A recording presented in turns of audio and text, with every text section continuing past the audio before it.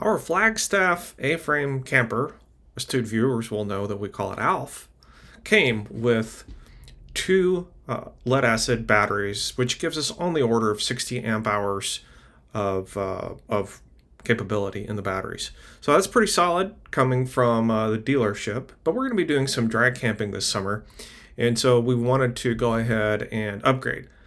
So we're going to install a LiTime lithium iron phosphate battery to give us on the order of 300 amp hours of capacity. Here we go.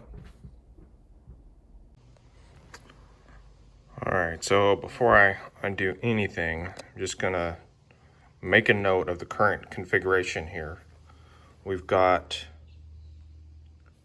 going from the positive terminal of one battery to the positive terminal of another battery. We've got this red cable, so that connects positive to positive. Then we've got this cable here, which connects negative to negative. So those two cables are gonna go away since they're just connecting those two batteries and kind of turning it into one. And then coming from the camper, we've got the stuff that's bounded up here together. So two red wires to positive, one black wire to negative. So that's the starting configuration. All right, well, got the two batteries out and up here on this rack for storage. And of course we have an empty battery box now. I better get that out of there. And just the three wires here. So now we've got to get the new battery set up and get it dropped in. All right, the LiTime battery does not come with the terminals installed, but they come in a little packet. So you have to manually put them on.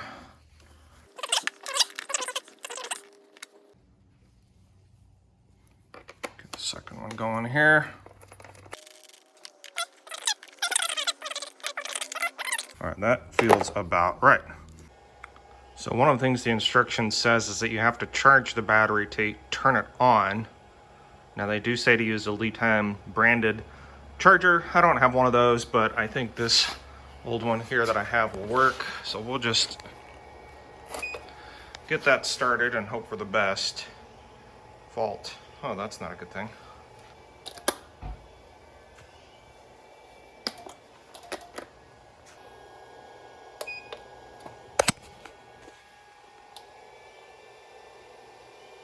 Ah, okay, just had a bad connection. Okay, so at this point, we are charging the battery. I'm gonna fire up the app and see if I can talk to it. Well, while I'm working on the battery, Kay is doing something inside the camper. This is what it looks like when it's closed up, by the way. I'm putting things away. So we had our dishes and we washed them in the dishwasher and put them away. So I'm just putting things away. I've got bedding and stuff that we washed. Oh, so we'll have it for next weekend. Okay. Yes. All right. So one of the benefits, guys, to the A-frame is that your wife can get in the camper while it is in the garage. You're silly.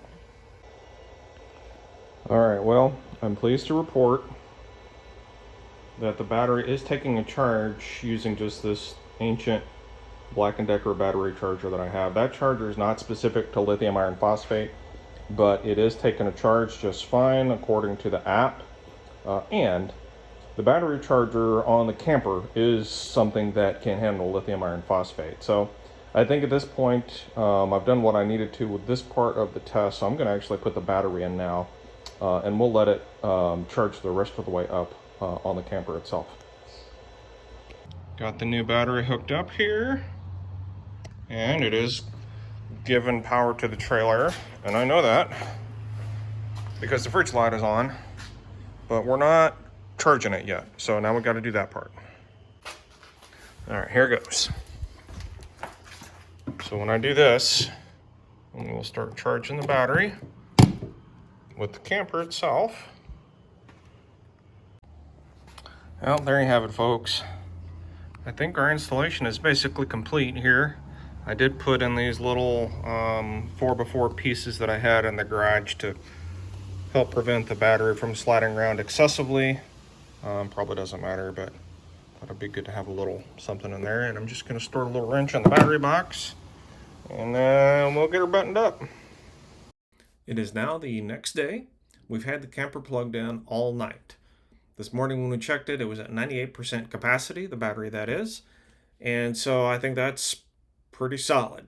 So what we've decided to do now is unplug the camper and turn the refrigerator on so we can get a sense for how long it's going to be able to run the fridge with no power hooked up.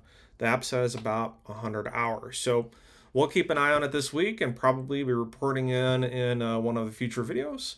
So until then, thanks for watching.